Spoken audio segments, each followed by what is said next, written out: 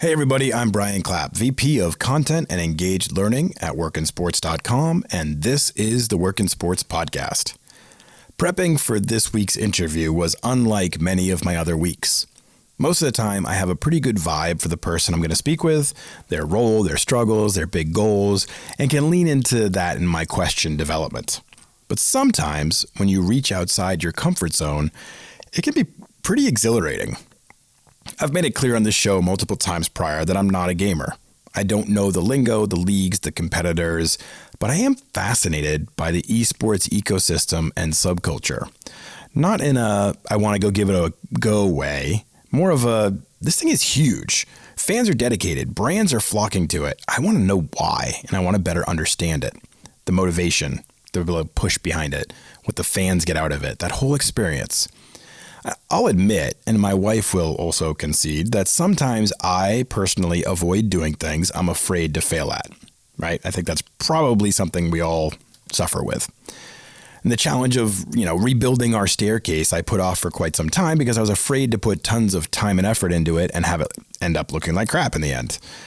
The challenge of researching and understanding esports and booking more guests connected to it is something I've put off because what if at the end of it all, despite all the research and attempts, I come off sounding like an out-of-touch moron, right? So I kind of have put it off.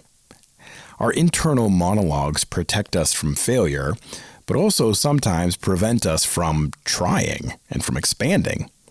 Well, thanks to our awesome graphic designer, Chris Culp, who designs all the podcast episode and our site and all kinds of incredible stuff. He kind of forced me out of my shell without me even knowing it. He basically booked today's guest and said, "Hey, I think you should do this," which I responded, panic, panic, panic, alarms, oh no, crazy.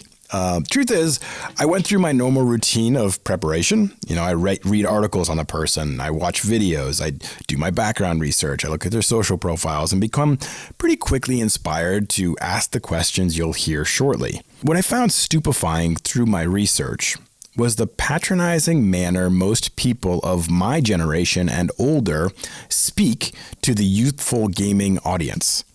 It's like this stunned question repeated over and over again. So, you can make money playing video games? Ha! Or, did you ever think wasting your youth on video games could work out for you like this? I'm researching and I'm seeing these questions and I'm watching videos and I'm like, oh my God, this is so patronizing. The implied nature of the questions is that even though you are my guest and I am interviewing you because you are important, I want you to know I think you are not important. Kind of made me mad, offended, a little bit ashamed. Funny thing is, I asked today's guest about that phenomenon, and he couldn't have been more mature and gracious. Jaw drop. Really, I asked a question, and you'll hear it later. I asked a question expecting to poke a little bit, not in a bad way, but just to get some heated emotion out of him maybe, or defensiveness towards what his passion is. And he answered it in such a mature and gracious manner that I was just like, this kid's a rock star. Jake Lyon is a 23-year-old retired gamer who played for the Houston Outlaws of the Overwatch League, and now is part of the Overwatch broadcast team as a caster. Financial Review called him the perfect poster boy for the sport as it tries to dispel the prejudice that computer gaming is a lonely pursuit of wastrels and slobs. Eesh. In July 2018, Lyons was selected as one of 2 Overwatch League players to attend a summit between the IOC and the esports community. That's International Olympic Committee, for all of you curious. He's an ambassador for esports, a charismatic, mature, well-spoken, passionate young man who's also our guest this week. Here's Jake. Hey, Jake, how are you doing today? Great. I'm glad to be here. Thank you, man. Thank you. I really appreciate you coming on. There's so much that we've had a couple different guests from the esports world on this podcast, and I continue to learn through each one of them. So I'm excited to talk to you and learn a lot more about your background. But before we get into that, because I think there's a really interesting part of your story that we want to really dig into. But before we get into that, I want to talk about esports kind of as a whole in the current landscape. We keep talking around our office and saying there's opportunity that comes from chaos, and we're in a chaotic world right now. And yet it feels like when I say that out loud, it kind of exemplifies esports. Like, you guys are kind of well positioned and having a moment right now where popularity is really on the rise because you're perfectly suited, it seems like, for this environment. Is that accurate, that you guys are really having a good run of things right now? Well, I would say that it's just that it's less taxing on esports than the traditional sports world. The whole quarantine and social distancing and everything. It still is a bit taxing. I think, like, even in esports, you can play online. I think that's where most people play games. At the top competitive level, you really do want to be playing offline, in a LAN environment where you minimize, latency times, and it's also, for hosting these epic events where you get huge crowds in the stadium. I mean, like, those things are meaningful to esports too. So we're doing the best we can, and I think we're very fortunate that there are options to keep going, even in an online format. I wouldn't say it's, I think it's more that everyone else is hurt more by this crisis than we are, rather than everything being great for esports right now. But I see your point, I guess. Yeah, no, I understand that. It does seem like it's hard to feel like, I don't know, in this time where so much is happening that's not good, you don't want to be celebrating too much. So I understand where you're coming from too. But it is nice that you are able to provide for fans that are starving for information and action and something happening right now. I mean, we've seen so many things that don't typically rate in the sports world that are really standing out right now because people are dying for content and information. And you're able to provide that, which I think is a really great thing you should be proud of. Yeah, that is something that I've been focusing on. It feels good to still be able to put in work and provide entertainment for people. That's always what I've seen as like a meaningful part of my job, and then creating content around esports and working for the Overwatch League. But to be able to do that at a time when others aren't is just makes it more meaningful, more important to continue on that mission. Yeah, for sure. I saw that the annual competition for the game Counter-Strike Global Offensive, I won't even try to talk about the actual competition's name because it'll show how old I am, but I saw that it set a new viewership record in March, making it the most watched non-major esports tournament of all time. Like you just said, live crowds are a pretty big part of the esports experience, but you can still do the social distancing, you can still make it work. Do you believe you're kind of reaching a broader audience right now that are maybe not your normal viewers that are tuning in now or are trying to become part of your ecosystem a little bit more because it is what's out there and available? I think that's definitely a factor, right? People are looking for entertainment. They're looking for that competitive thrill that they're used to getting. And, if you can't find it in one place, it makes sense that you might go look for it in another. Personally, as a huge fan of esports, who also does occasionally like watching traditional sports as well, and I can see how there's a bit of supplement. The goods are a bit supplementary. Like you could go for one or the other, and it makes sense to me that sports fans might be curious and want to get into it in terms of having a lack of other options right now. Yeah, I mean, I feel the same way. I mean, I'm not your traditional esports fan. I probably don't know as much as I should, but I'm interested in it. Like I'm curious about it. And so I've been trying to learn more and see more. And I feel like there's probably a lot of people like me out there that might be normally on the fringe of interest, but like right now in this time are probably taking a second view or trying to understand a little bit more. How do you embrace those people and bring them into your fold? Well, personally, that's something that I've always sought to do, to explain the game and explain the matches in a way that I want to do two things. I believe it's possible to both entertain the endemic fan and give them that high level analysis where they're really understanding the complexities of the game. But at the same time, I feel like to do my job really well, I should be able to do that in a way that is not alienating somebody who hasn't experienced the game. Somebody who is just new to the sport, new to the competition. They should be able to understand when a player makes a big play. I think that's really the critical aspect of the game, understanding, who's turning the tide of battle for their teammates, who's stepping up to the plate in a way that's unexpected or special in that moment. And I think that if I can do that well, if all of us around the league, creating the content and casting the matches, if we can all do our jobs well, then we should be able to both entertain those endemic fans who know exactly what's going on, and at the same time make it relatable to a newcomer so they can see, you know, which player, or they can at least understand from our casting, like which players are stepping up, you know, who's making the big plays, that sort of thing. That's got to be so hard because I mean, geez, I look at it sometimes and I'm like, I don't know exactly what I'm seeing, right? I don't know how to trust my eyes. And yet I've been watching, you know, football, baseball, basketball all my life, and I know what to look for. And so if somebody was talking to me as a newbie when I'm watching football, I might be kind of annoyed by that. So you have this really hard thing to straddle, being able to talk to both audiences by not dumbing it down too much, but also making it accessible to others. That's got to be, I mean, really hard. Yeah, I think, I would say yes and no. I think when I'm really in a great flow with casting and really feeling like I'm very on point with what I'm saying, then I think that an experienced player who, you know, has watched the league a lot, is a big fan, you know, who knows the players, knows the game, they should be listening to, you know, the more complex parts of my analysis where I'm getting into the weeds on like the details of what exactly made the play special. Right. But for the casual fan, it should be, you know, more of a focus on the personalities, the players, you know, who's making the action happen, right? Like you might not understand what all the abilities are called and, you know, how the game breaks down, but you should at least be able to get on board when there's a huge moment and understand that this player was the difference maker in that moment. And even if you don't understand exactly how or why, that's kind of how, like, you know, for me watching traditional sports, right? Like I know the basic rules of the game, I know the objective of the game, but I don't really understand, you know, how a player sets up their teammate or, right. You know, any sort of like strategy beyond the basics. So I think it's kind of like when you're at that entry level, you should be focusing on the experience of the game and the personalities. And then for the people who know the game better and better, they get, you know, more invested in the little details. And the people who play the game especially might be interested more in like the strategies the teams are using and maybe be able to incorporate those in their own game.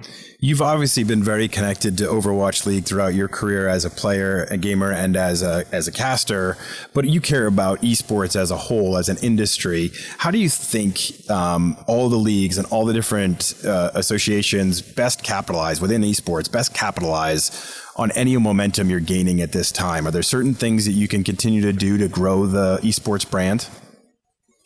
Well, if anything, you know, we're just trying to keep on doing what we've been doing with as close a parity as possible to like the pre-COVID situation, where like I do think like the pinnacle of esports has always been live events and, you know, that really unique feeling that you get from being in an esports live event. And even though I work for the Overwatch League, I am a big fan of a lot of other games. I watch, you know, Dota 2 and Counter-Strike and a lot of other esports I'm interested in just as a casual fan. And I know for me, like for example, being at the Overwatch League Grand Finals or being at the International for Dota 2 a couple of years ago, those live events really are breathtaking. And I think for a lot of people, that is like the most effective way for them to understand the passion that is behind esports in that industry, because I remember when I was at TI, it was the grand finals was China, the Chinese team versus a North American team. And there were a lot of Chinese fans there in Vancouver a couple of years ago. And I believe we actually broke the noise record in the Canucks Stadium. Wow. For all events, which I thought was not surprising, having been there and heard it for myself. It was very loud, but was just an amazing feeling to be part of that event and be part of that passion. So I think it is unfortunate for esports. Like I wouldn't say that like everything is fine and dandy because we can play online.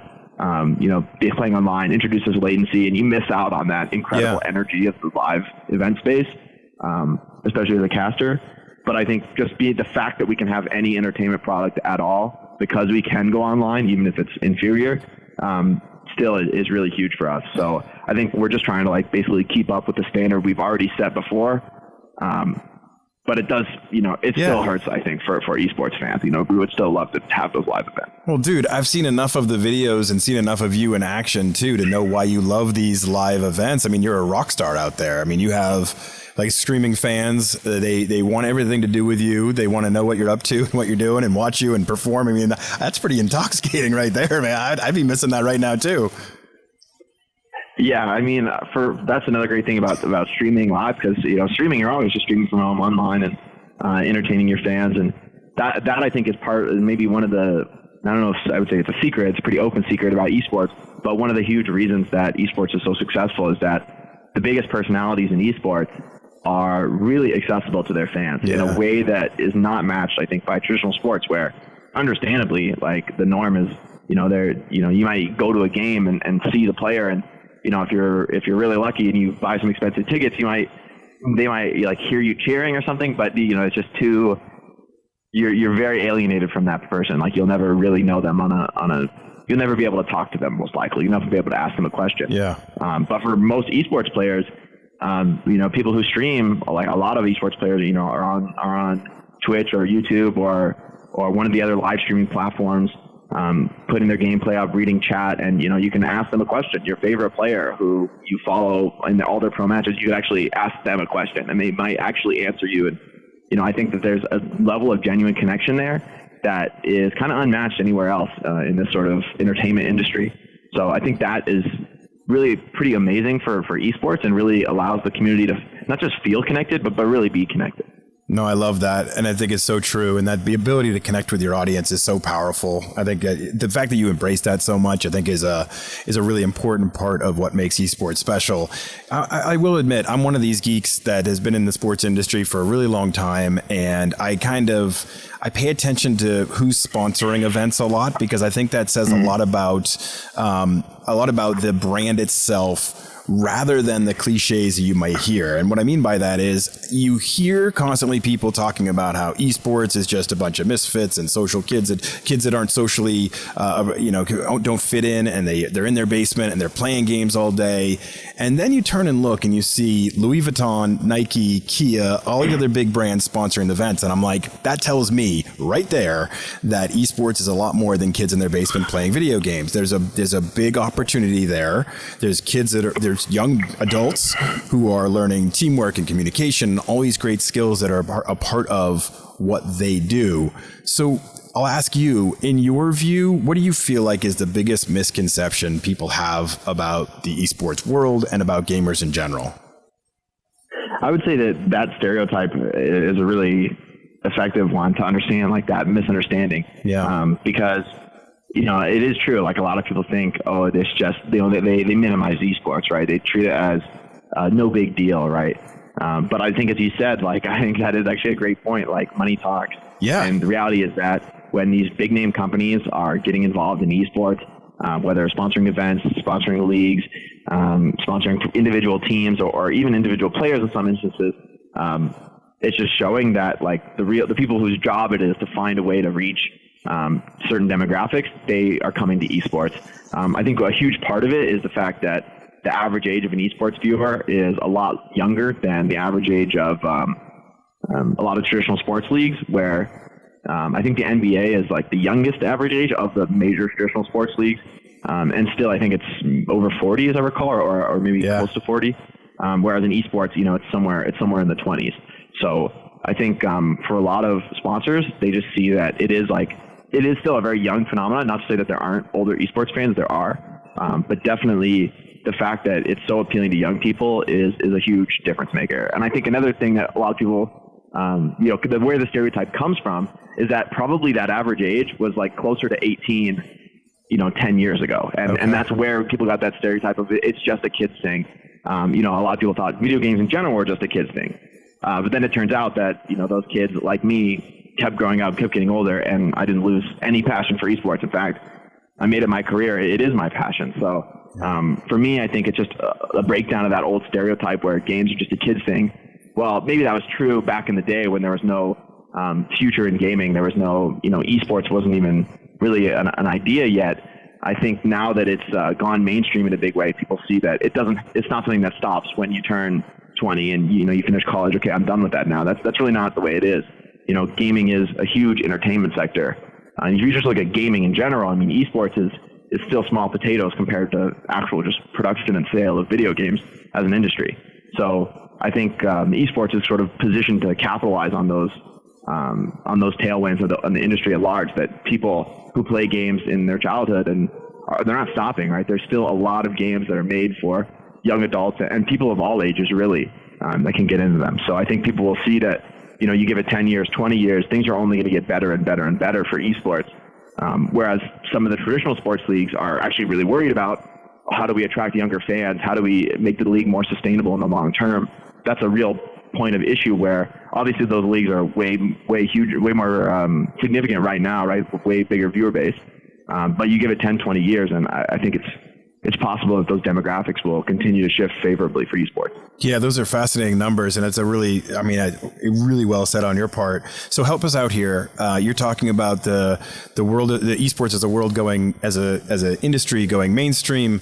We're talking about you as a gamer and you as a caster and all these different experiences you've had. But we tend to provide information for people who want to work in the sports industry. What kind of opportunities are out there for people who might not be a gamer and may not have your high level experience to be a caster, but still want to be involved in esports? Are there opportunities out there for careers outside of being a gamer?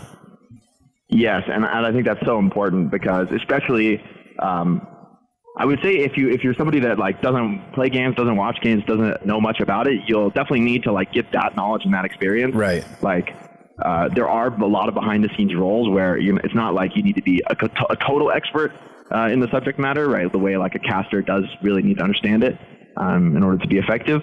Or a player, of course, needs to understand it in order to win ever. But I think for a lot of people who have a lot of those skills that are relevant in like the broadcasting arena, in running events, in social media management, in any of those things that are huge in traditional sports and are like real jobs for a lot of people, those same jobs exist mirrored in esports, right? Like they're still running broadcasts. And from a technical perspective, there's a lot of roles there just to get the show running, like people just purely behind the scenes. We've got audio engineers, producers, talent managers, all these people that, in esports, they tend to know the scene a bit and be familiar with things, but that's not really the focus of their job. That's more of an adjunct. The fact that they are working in this industry, they get to know it better. But there are also, for example, in the Overwatch League broadcast, we have a ton of folks coming over from the traditional sports side. People from with backgrounds like the NFL and the NBA and whatnot, that have come to the Overwatch League as an example to help us make a great broadcast product. So I think like any of those same roles actually still apply. Like we're still running live events, we're still running live broadcasts, and now in many cases on linear television. So there really is a demand for people with those skills and those expertise. And I think there isn't as much of a barrier to entry as you might think in terms of understanding esports, understanding the game.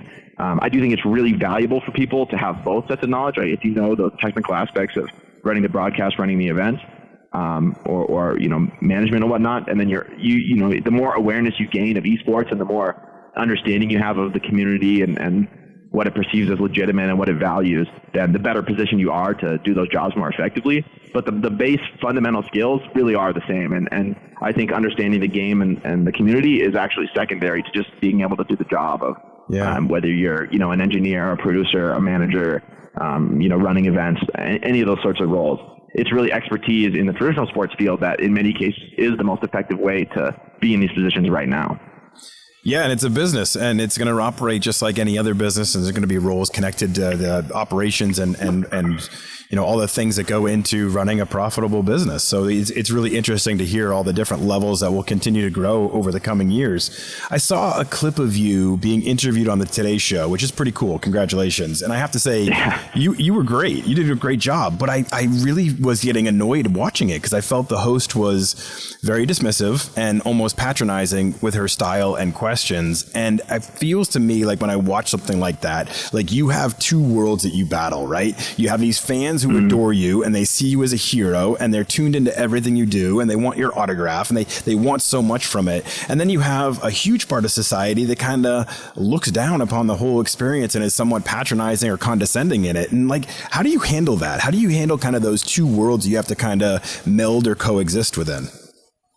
To me, it's funny because a lot of people that have seen the interview, especially from the esports side, have said the same thing to me, like, "Oh, isn't that offensive and patronizing?" But in a way, I really don't blame her. I think the interview was actually quite fair. And if you think about the viewer base of her channel, people who actually would watch that interview, obviously a lot of fans of esports tuned in for like the first time ever just to watch me and Rankas on the show. But for like the primary, the majority of that viewer base that saw the interview, those were probably the questions they had. The questions where they're like, I don't even understand what this is. how do you make money doing that? Like the questions that obviously, are, if you're a fan of esports, it's a little bit obvious, a little bit, patronizing, as you said. But for a lot of her viewers, I think those were very reasonable questions. Like they probably want to know those same answers. So, I don't blame her for asking those questions. And I also think it gives us a great opportunity to point out the realities of the situation. Like this is a big business. You can be successful doing this. I'm also used to it in the sense that I grew up my whole life with my parents telling me, you're wasting your life playing video games. Stop doing this. And I would always have to like, oh, Mom, I'm getting a 4.0 and I'm in this club and I'm doing this stuff. So you just let me play video games. Don't worry about it. So it was pretty much perceived as a valueless activity, pure recreation. So I kind of came from that and trying to justify myself to my parents. And I think that made me pretty equipped to handle any level of doubt from the broader society. It doesn't really bother me at all. And in fact, I understand it. People always, are going to be a bit fearful and a bit condescending towards something they don't understand, something that's totally new to them. So to be honest, I think her questions were pretty reasonable and probably some that her viewers also had. So I'm happy to have the opportunity to explain esports and explain the appeal to an audience that probably has no conception of that at the current moment. I have seen quotes out there that have said that you are a perfect ambassador for esports, and I can see why. That was a very mature answer, and you have a great perspective on all this, so kudos. I can see why people compliment you in that way. So let's talk about you. Let's get into your background a little bit. If I'm not mistaken, you started competitively gaming at 14, is that right? That's when I started to compete. Yes, I was playing on like at a very amateur level in like an online league. Basically just, with a group of friends I'd met playing the game, starting to play, in organized matches. So when I think it was like 13, 14, yeah. When do you realize that you are good enough to be a professional rather than just playing amateur style for fun? Because we talk about, professional athletes in football, basketball, whatever. There's a point where they start to be recognized as like, okay, this person can play at the college level or they can play eventually at the pro level. How does that start to happen in the esports world where you start to get recognized as somebody that's not just somebody who plays, but somebody who could play at an elite level? Well, one of the really exciting things I think about esports is that it's not gated by age in the way that traditional sports are. Like if you're 16 and you're having a great performance in like high school basketball, people might have this idea that you could maybe go one level up. You can maybe succeed in collegiate level. People might start to be aware of you, right? And then at collegiate, you're succeeding, you're really strong. Wow, people might this guy has the potential in pro level, but you really can't know for sure. And there's a lot of ambiguity there of like whether people can step up and, as they grow up and become, reach their physical peak. Until then, you won't really know for sure, I think. Is that fair to say? You think about traditional sports? Yeah, I do. So in esports, I think it's actually not true at all, right? You'll have 16-year-old kids who are the best in the world, who are like, not the best 16-year-old in the world, who are the best in the world. Yeah. We saw in Fortnite, I think the kid who won the world grand championship was 16, 17, something like that. Yeah. So like that, and that doesn't shock me really, because there are young players, 16 to 18 years old who are at that incredible peak level and can play at a professional level, because there's not that physical gate where, if you're just not big and strong enough, like, there's no 18-year-old in the world who's going to be able to compete as like an NFL lineman. You just aren't physically there yet. But in esports, it really is a mental game, a reaction game, to where, anyone from, I think about, 16, 17, into their late 20s can, anywhere in there, you could be, a world's best sort of player.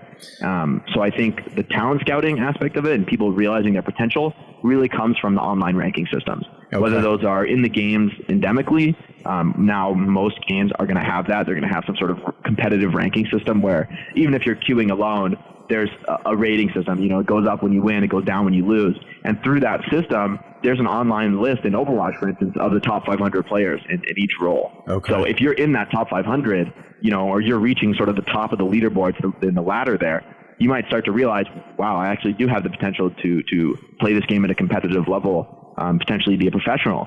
So it does come, I think, mostly from the online ranking system where you can sort of see who's got the potential organically.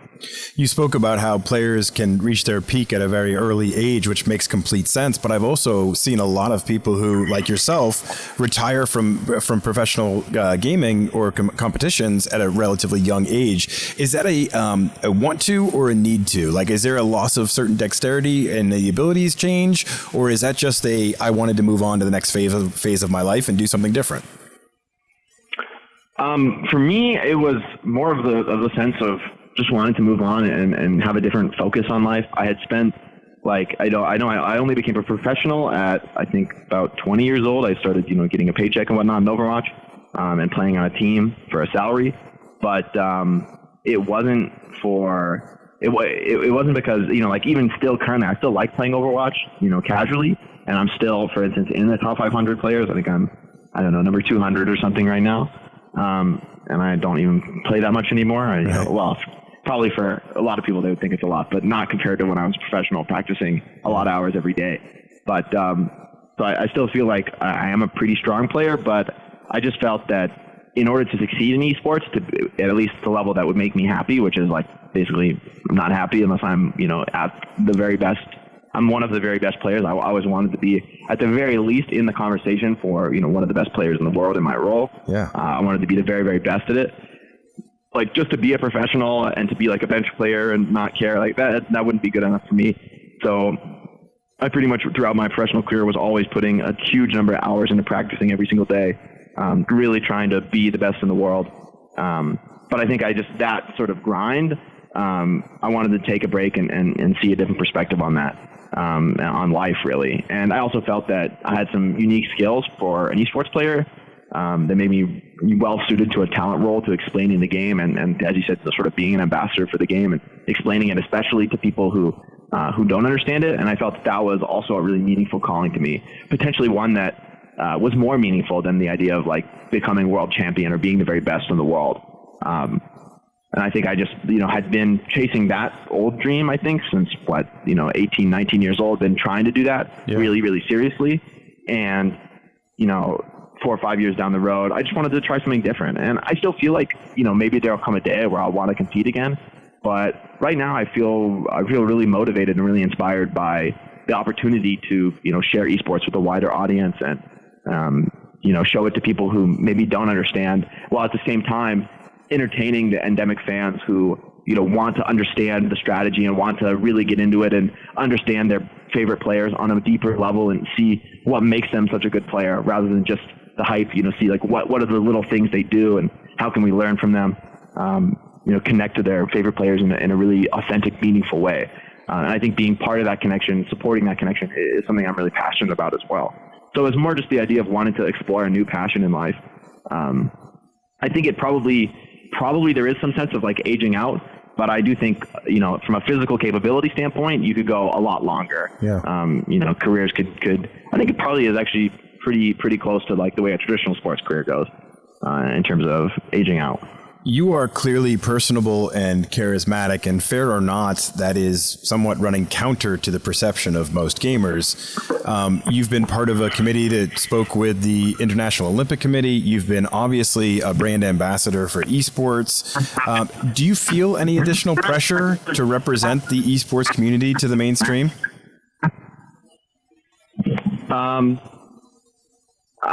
I guess I don't really feel the pressure. I think this is also something that came from my career in professional gaming. Like, when the pressure was on and like playing matches and stuff, I always felt like that is where I could unlock my truly best performances ever. I don't think I could ever really get to that, like the level I was able to play in a few of like the best matches in my life. I remember feeling like, wow, I've never done this before in my practice. I've never been on this level. And in terms of like really, at least in the game, performing, to like really experiencing that flow state. So I always felt like the pressure, the adrenaline, just bring it on, because the more I get, the better I become.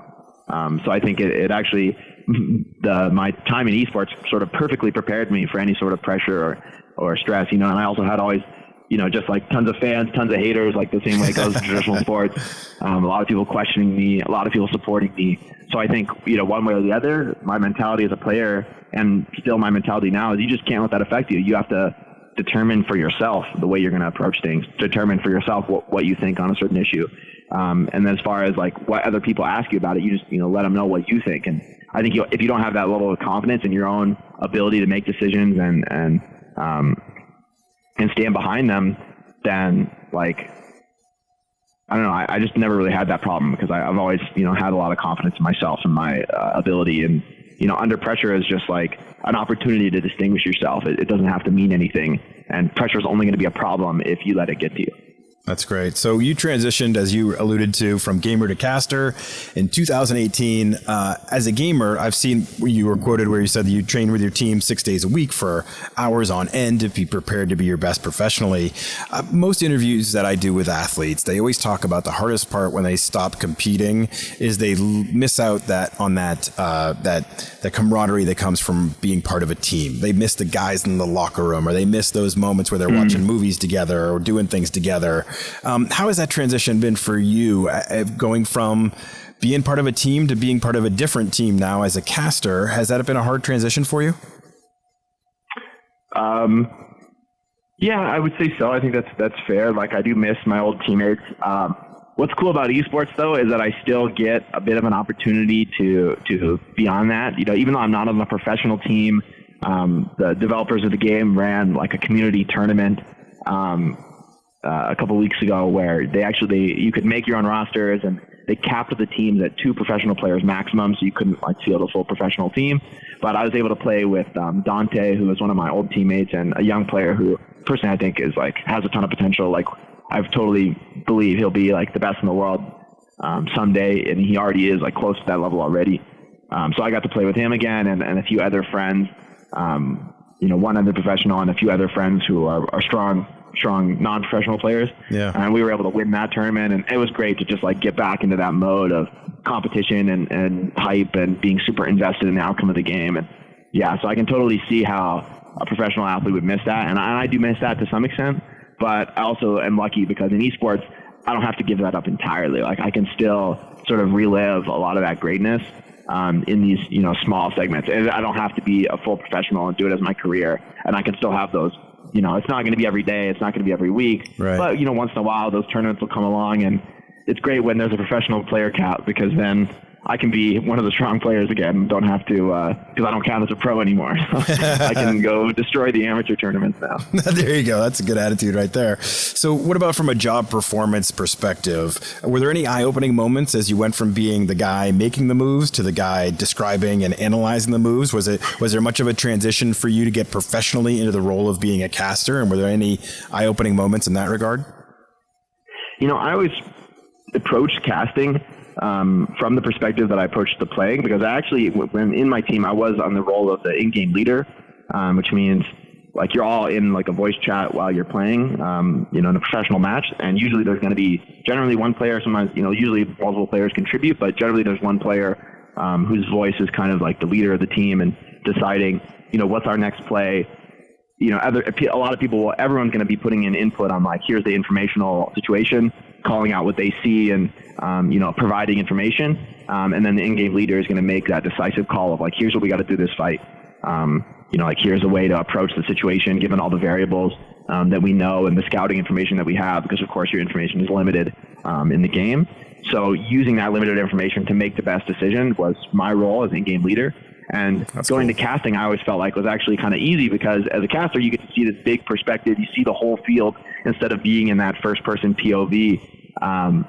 So for me, it was like, I'm doing the same job I was doing as an in-game leader, except I have infinitely more information. I can see everything on the map. So I sort of just approach it from both teams' perspective. Okay, if I was this team, what would I do given the information that I have? And because there's so much information, it's actually, I feel like, a lot easier than your job as an in-game leader, where you're trying to put together a puzzle with half the pieces, and know exactly how everything's going to break down. Whereas a caster, you've got all the pieces, you've got all the information, and you're basically doing the same job. Put together the puzzle and let the audience know what each team needs to do to win the fight. And I think with all that excess of information, it really feels like a very similar job as what I was doing as in-game leader, but just actually a lot easier.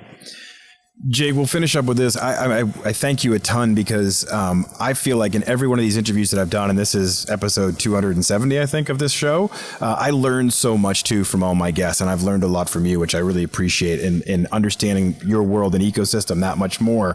But I want to finish up with this. We often talk in the career development space about, finding your passion for what you want to do. And you said that early on. You said you found your passion. This is something you love doing. And even when you're not, playing yourself, you want to take it to the next level and continue on in this because it's what you truly enjoy.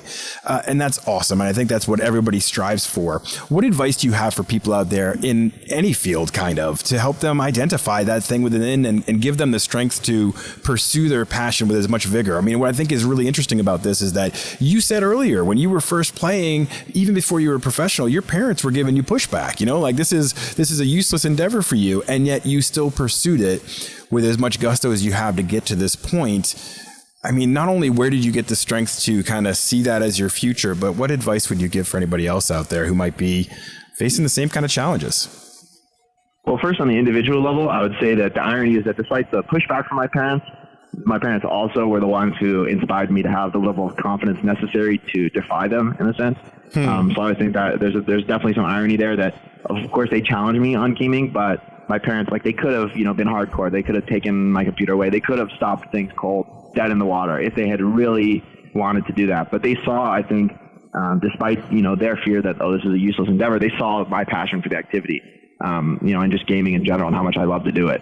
So I think from their end, and they also, throughout my entire life gave me all the confidence and skills necessary to succeed in anything. And they set me up to, do whatever you're passionate about. I think maybe they just didn't see that gaming actually had careers, that it was a viable way to have a future back then, which is why they pushed back. But now they're really supportive. And I think definitely the reason I have that confidence is also them, despite the pushback. So I have to definitely credit my parents with my success, both in, competitive gaming and in casting and in talent work. That level of confidence that they gave me is really what enabled me to succeed. And I'd say the general advice for anybody finding their passion, I feel like your passion is going to be the thing that sneaks up on you. It's going to be the thing that you don't think about as important. You don't think about as, maybe actually it depends. Some people might actually quickly recognize their passion as a huge important thing if it's validated by society. But just look at the way you spend your time, really. What are you doing all day long? What do you want to be doing when there's nothing else to do? When there's no obligation or responsibility on you, where do you go? For me, that's going to be the best way to understand your passion. The thing that just gives you joy that you get, if you get no tangible rewards for it, but you get this intangible reward of just enjoying the experience. That's going to be the thing that you should keep investing into. Find a way to make that a job. Find a way to make that a career. And it might not be possible for everybody, but even if you can't make it your career, your job, you could still put time into it. You can still enjoy it, and just have an open mind about where the future might take you. Especially in this day and age with career transitions happening for everyone adapting to all the changes in the modern world. You never know when an opportunity might come along, especially if you get out there yourself. Especially for gaming and esports, start making content. Start streaming, start playing the game, start watching the competition, analyze the competition. Even if you have no connections in the industry and or whatever industry of passion you might choose, you can actually, in this day and age, you can get out there and be a part of it on a grassroots level with all the digital resources that are available to everyone these days. Jake, I think that's a brilliant answer, and I think it makes for a perfect place for us to finish this up. Thank you so much for coming on the show. You've shared a great insight into your world and all that goes into it, and I know this will be fascinating for our audience, so I just want to thank you for coming on. Oh, thank you. It was really great to be part of it. I always love the opportunity to reflect on my career, reflect on esports, and I'm super happy to explain it to anybody who's interested. Thanks to Jake for coming on the show and so passionately describing his life, his dreams, and his vision for esports. I mean, come on. You guys are impressed, right? I am. He handles himself with grace and maturity of someone twice his age. It's so impressive. And I just love talking to people who are passionate about what they do and have found that within them and are just going after it. That's inspiring for all of us. Whether you're into esports or not, that's inspiring. Thanks for listening. Please remember to share our podcast with your network of people and review wherever you listen. Rate it, review it, give me 5 stars, throw them out there. It helps us be listed in the podcast aggregator so that other people can be exposed to our content. And that's good because it helps me get better and better guests, because I keep trying to drive for better and better and better. Thanks, everyone. Appreciate you listening. Stay safe out there.